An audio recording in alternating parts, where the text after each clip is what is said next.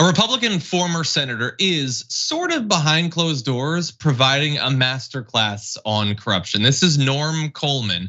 And after leaving office, he apparently went on to become one of Saudi Arabia's most influential lobbyists here in DC, while representing wealthy individuals and groups that have provided millions of dollars in donations to Republican politicians. And we want to give you some of the details of what he's been doing behind closed doors from some great reporting by Responsible Statecraft.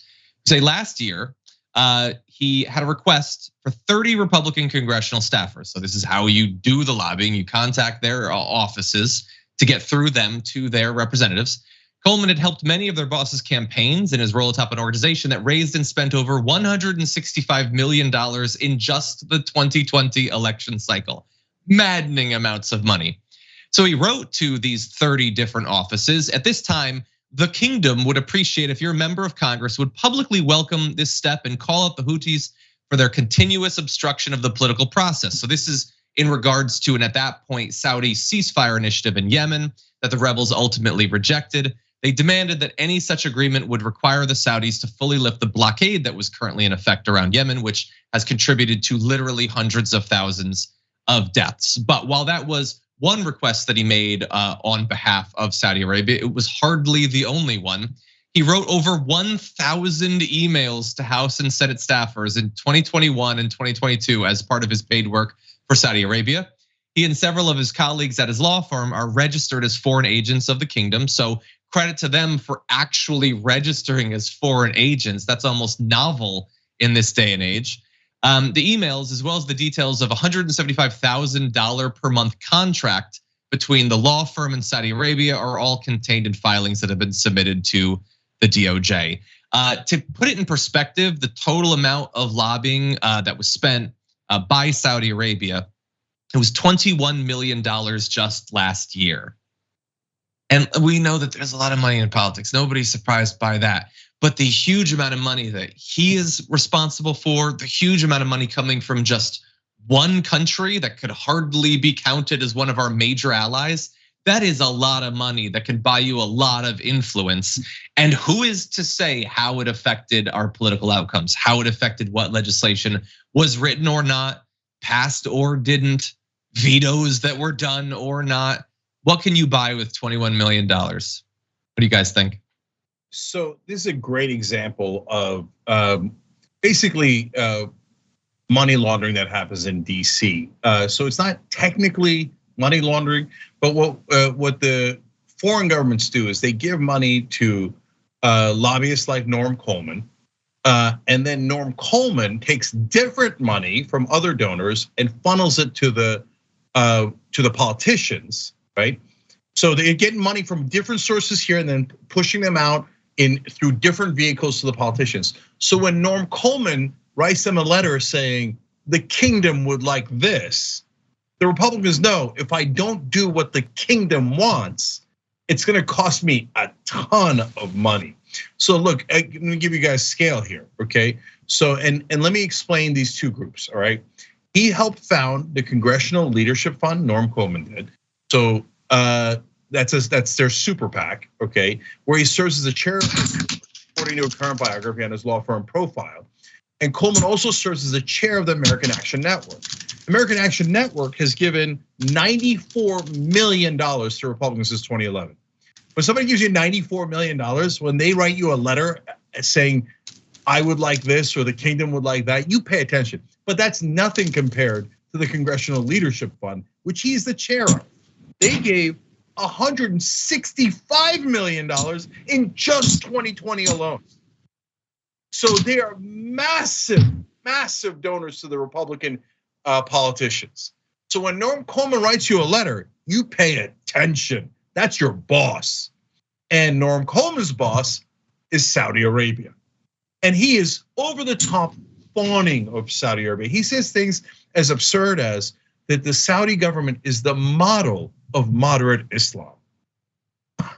Moderate Islam, their penal code is nearly identical to ISIS. I'm not exaggerating. They chopped up a political opponent and a journalist here in America. They chopped him to pieces and carried him out on luggage. And after that, Norm Coleman says, model of moderate Islam, because it's all about the bribes, the bribes, the bribes. And yet mainstream media thinks Norm Coleman's totally fine. I remember when look, we're ancient. We've been around 20 years. I remember covering Norm Coleman's race against Al Franken. And in that case, Norm Coleman's been corrupt his whole life. He had a no-show job for his wife. There was hilarious quotes about people where his wife was theoretically an employee. They're like, who's that? So we never seen her here, right? And she was getting paid a ton of money through someone who wanted political favors and said, well, technically it's not going to Norm Coleman. Technically it's going to his wife. It's like that mob has those no-show jobs. That's what this was.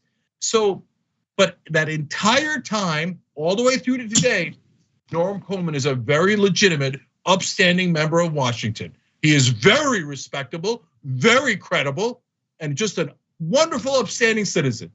No, he's a crook. He's a crook who facilitates money laundering and bribes to politicians.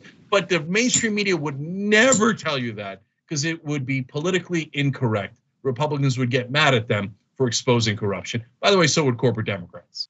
And that's it, because that the corporatists at both parties, same coin, different sides. I mean, this is sickening, absolutely sickening. If you have more money, you get more voice, even if you are a foreign country. It's who's your daddy? Who's your mama? That's what's going on here.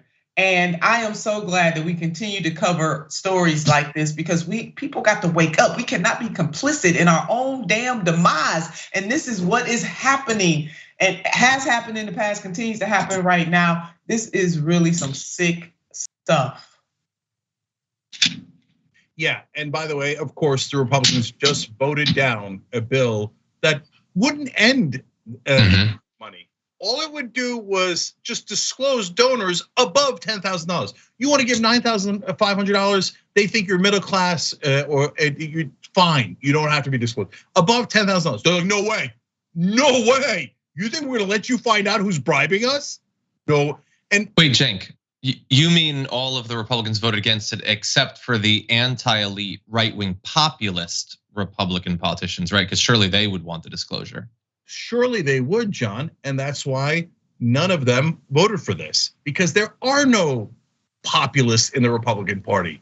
They're all frauds. They're all liars. They're serving these giant corporations, these foreign governments, and billionaires. Every one of them, Rand Paul, Ted Cruz, Mike Lee, they all said, no, I want the bribes to be undisclosed. That money has to be kept hidden from the American people.